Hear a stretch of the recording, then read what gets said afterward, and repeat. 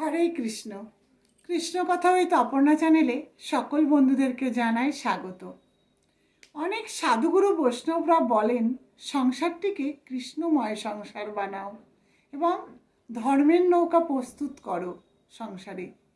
তো এর কারণ কি, কেন বলেন শুনুন।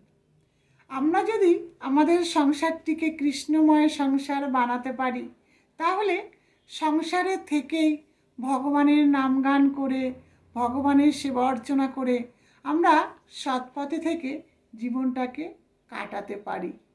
আর এই সংসারে যদি আমরা মায়ার নৌকা প্রস্তুত করি, তাহলে কি হবে জানেন?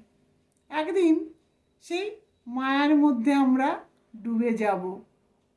আর যদি ধর্মের নৌকা তৈরি করতে পারি, তাহলে সেই নৌকায় করে একদিন আমরা ভগবানের কাছে পৌঁছে যাব।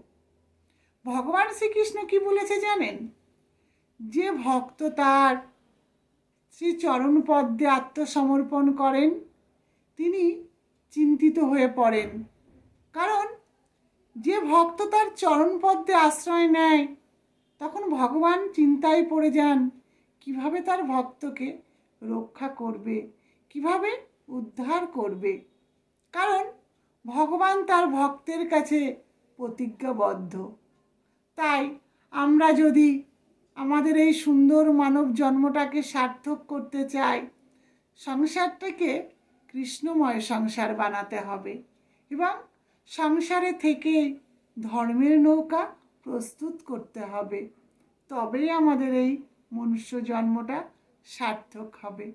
কারণ আমরা যদি ধর্মপথে না থাকি, তাহলে ভগবানের প্রতি প্রেম, ভালোবাসা, ভক্তি কিভাবে আসবে? তাই আমাদের প্রত্যেকেরই কি উচিত? সংসারে থেকেই সংসারটিকে কৃষ্ণময় সংসার বানানো আর সংসারে ধর্মের নৌকা প্রস্তুত করা। হরে কৃষ্ণ। সকলে ভালো থাকবেন, সুস্থ থাকবেন।